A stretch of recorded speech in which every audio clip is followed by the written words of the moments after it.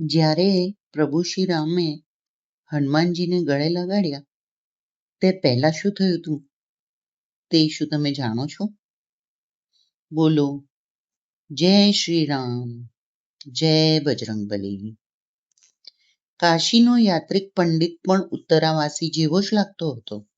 બંને કુમારો પાસે ખૂબ નિર્ભયતાપૂર્વક પહોંચી ગયો.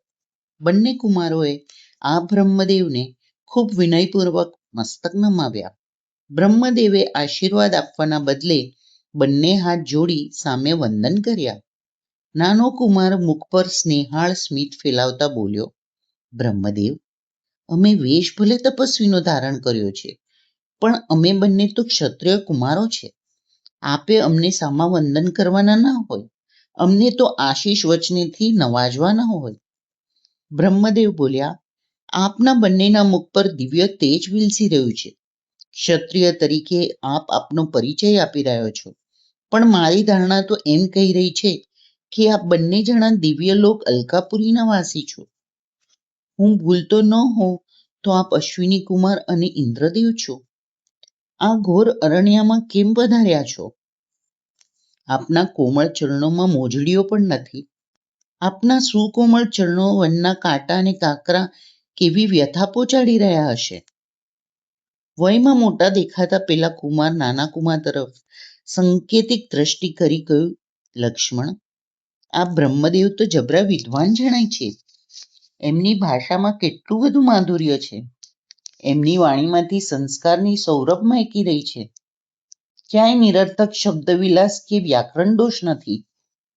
વિપ્રવેશમાં આવેલા હનુમાનના મનમાં ને મનમાં બોલ્યા, લક્ષ્મણ તો રામજીના નાના ભાઈનું નામ. મારા આરાધ્ય દેવ તો નાના ભાઈ સાથે અહીં નહીં પધાર્યા ને. પછી મોટા ભાઈ બ્રહ્મદેવ તરફ ફરીને બોલ્યા, ભગવાન, અમારા પિતાનું નામ દશરથ રાજા. પિતાજીના વચનનું પાલન કરવા અમે અહીં વનમાં આવ્યા છે. મારી અર્ધાંગીની જાનકી નંદન પણ અમારી સાથે જ હતી. જુદા જુદા વનમાં પરિભ્રમણ કરીને 14 વર્ષ અમારે સૌએ વિતાવવાના હતા. 13 વર્ષ તો વીતી ગયા. આ અંતિમ વર્ષમાં કોઈ અસુર કે નિશાચર મારી અર્ધાંગીનીનું અપહરણ કરી ગયું છે. એની શોધમાં અમે નીકળ્યા છે. શોધતા શોધતા અમે પંપાસરને કિનારે આવીને ઊભા. આટલું કહીને રામજી અટકી ગયા. રામજીનું અધૂરું રહેલું વચન પૂરું કરતા લક્ષ્મણ બોલ્યો, પંપાસરને કિનારે શબરી સાથે અણધારી મુલાકાત થઈ. શબરી અમને માહિતી આપી કે વાનરરાજ બાલીની સાથે કલહ થવાથી એમના નાના ભાઈ સુગ્રીવ ઋષ્યમુખ પર્વત પર વસી રહ્યા છે. એમની પાસે મારા અર્ધાંગીની માહિતી અવશ્ય મળી રહેશે. આ આશાએ અમે અહીં આવ્યા છીએ. રામજીનો પરિચય મળતા જ વિપ્રવેશમાં આવેલા હનુમાનજીના નેત્રોમાંથી હર્ષના આંસુ વહેવા લાગ્યા. શરીરનું રોમ રોમ રોમાંચ અનુભવવા લાગ્યું. મધ દરિયે ડૂબતાને વહાણ મળી જાય, આંધળાને આંખો મળી જાય, વાંઝિયાને પુત્ર પ્રાપ્ત થાય ત્યારે એમના આનંદની અવધિ રહે ખરી કે? આથી અધિક આનંદ અત્યારે હનુમાનજી અનુભવી રહ્યા હતા. આનંદના ભાવાવેશમાં પોતે બ્રાહ્મણનો વેશ સજીને આવ્યા હતા એ વાત પણ ભૂલી ગયા.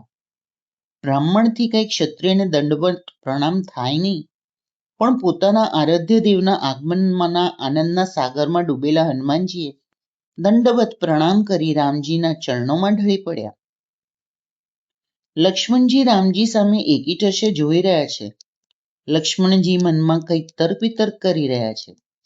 આ બ્રહ્મદેવતા લાંબા થઈ અને રામજીના ચરણ સમીપ પડ્યા છે, પણ રામજી નથી એમને ઊભા કરતા કે નથી મોઢેથી કંઈ બોલતા. આ વાતનું રહસ્ય શું હશે? ત્યાં તો રામજીના મુખમાંથી શબ્દો સરી પડ્યા, હનુમાન, હવે ઊભા થાઓ. તમે તો વેશ બહુ લાંબો ચલાવ્યો. હનુમાનજીના આનંદની સમાધિ તૂટી ગઈ. ભાનમાં આવતા જ એમના મુખમાંથી પશ્ચાતાપભર્યા શબ્દો નીકળી પડ્યા, રામજી, મારા રામજી સેવકના આ અપરાધની ક્ષમા કરો. હું તો સાવ મૂળમિત છું. જગત આખાના ભેદ જાણનારનો ભેદ જાણવા હું ગુપ્તચર બન્યો. મીઠાની પૂતળી મહાસાગરનો તાગ લેવા જાય તો એનો શો હાલ થાય? મીઠાની એ પૂતળી તો મહાસાગરમાં જ ઓગળી જાય ને. આટલું બોલતા જ હનુમાનજી પોતાના અસલ સ્વરૂપમાં આવી ગયા. રામજીએ બંને હાથ પકડી એમને ઊભા કર્યા અને પોતાની છાતી સરસા ચાપતા રામજી બોલ્યા, હનુમાન, અયોધ્યામાં કહેલી વાત તમે આટલી જલ્દી ભૂલી ગયા? મારા કામ માટે જ તમને અહીં મોકલ્યા હતા.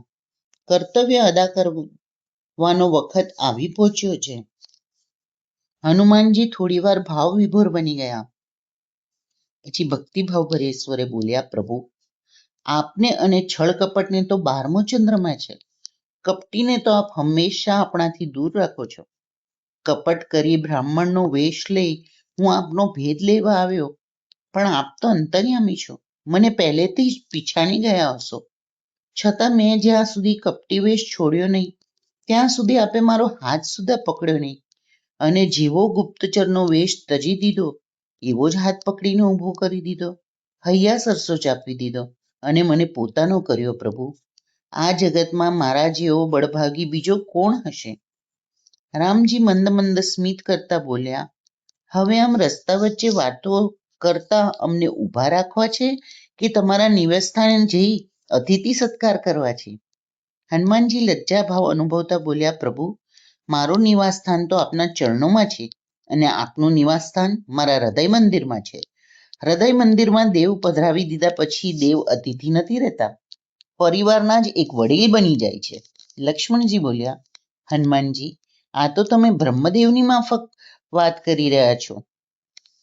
અહીં તો મારે પગે પાણીના રેલા ઉતર્યા, હવે કઈ જળપાનની વ્યવસ્થા કરો. રામ લક્ષ્મણની બેલડીને પોતાની સાથે દોરતા હનુમાનજી બોલ્યા, આ પર્વતના શિખર પર જ વાનરરાજ સુગ્રીવ રહે છે. આપ એમની સાથે મિત્રતાનો સંબંધ બાંધી દો. એમને પણ આપણા જેવા સમર્થ મિત્રની જરૂર છે. જાનકી માતાનો પત્તો એ અવશ્ય મેળવી આપશે. હા હા, સુગ્રીવ સાથે જરૂર મૈત્રી બાંધીશું. આ જગતમાં એક હાથે તાળી કદી પડતી નથી. એકબીજાના સહકારથી જ દુનિયાના બધા વ્યવહારો ચાલી રહ્યા છે. બાલીના ત્રાસમાંથી હું એને અવશ્ય છોડાવી દઈશ. મૈત્રી બાંધ્યા પછી મૈત્રીનું મૂલ્ય ચૂકવનાર સારું જરૂર પડશે તો પ્રાણને પણ હોડમાં મૂકી દઈશું. રામજીના પ્રેરણાદાયી વચનો સાંભળી હનુમાનજીનો ઉત્સાહનો પાર ન રહ્યો. ખૂબ ઉત્સાહપૂર્વક એ ઋષમુખ પહાડ ચડવા લાગ્યા. રામજી બોલ્યા, હનુમાન, સુગ્રીવ પાસે અમને જલ્દી લઈ ચલો. એ બિચારો અત્યારે અનેક શંકાને કુશંકાઓમાં અટવાયેલો હશે. અમારી સાચી પહેચાન આપીશું તો એનો અંતરનો ભય ઓસરી જશે. રામજીનું આ ઔદર્ય જોઈ હનુમાનજીની આંખમાં હર્ષના આંસુ આવી ગયા. સુગ્રીવને તો રામજી પીછાનતા પણ નથી. સ્નેહનો નાતો તો એમને હનુમાનજી સાથે જ જોડાયેલો હતો. છતાં હનુમાનજીની ઈચ્છાને માન આપી જરાય કચવાટ કર્યા વિના સુગ્રીવ સાથે મિત્રતા બાંધવા રામજી તૈયાર થઈ ગયા હતા. હનુમાનજી એકાએક બંને ભાઈઓનો રસ્તો રોકીને ઊભા રહી ગયા. બંને હાથ જોડેલા હતા, મસ્તક નીચું રાખેલું હતું. રામજી બોલ્યા, હનુમાનજી, આ વળી નવો ખેલ શું શરૂ કર્યો? તરત જ રામજી સામે નજર મિલાવી હનુમાનજી બોલ્યા, પ્રભુ, આપ અંતર્યાપી હોવા છતાં આને ખેલ કહો છો? આ પર્વતનો માર્ગ ખાડા ટેકરા વાળો છે. પગની પાણી ચીરી નાખે એવા અણીદાર પથ્થરો આખા રસ્તે ખડકેલા છે. એવા જ ધારદાર કાંટા ઝાખરાનો પણ માર્ગમાં કોઈ સુમાર નથી. મારી વિનંતીનો સ્વીકાર કરી આ બંને ભાઈઓ મારા ખભા પર બેસી જાઓ તો સેવક કૃતાર્થ થશે. વળી આમ કરવાથી સમય બચશે એ વધારામાં. હનુમાનજીની વાણી સાંભળી રામજીએ લક્ષ્મણ સામે હેતપૂર્વક જોયો. લક્ષ્મણજી તરત જ બોલી ઉઠ્યા, પ્રભુ, તમારા ભક્તો પણ કંઈ કાચા નથી હોતા. વેરીને વશ કરી દે એવા વિનય હોય છે. જાતે વાનર હોવા છતાં હનુમાનજીમાં વિવેક બુદ્ધિ કેવી વિશાળ વખાર ભરેલી છે. લક્ષ્મણજી તરફ સ્નેહપૂર્ણ સ્મિત કરતા હનુમાનજીનો પ્રસ્તાવ રામજીએ પ્રેમપૂર્વક સ્વીકારી લીધો. રામજી અને લક્ષ્મણજીને ખભે બેસાડતા એમના પુનિત સ્પર્શથી હનુમાનજીના રોમ રોમમાં રોમાંચની અનેરી લાગણી થવા લાગી.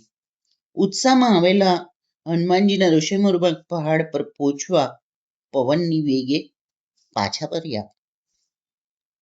હવે કાલે આપણે જોશું રામજી અને સુગ્રીવનું સ્નેહ મિલન કેવી રીતે થયું. બોલો જય શ્રી રામ, જય બજરંગબલી.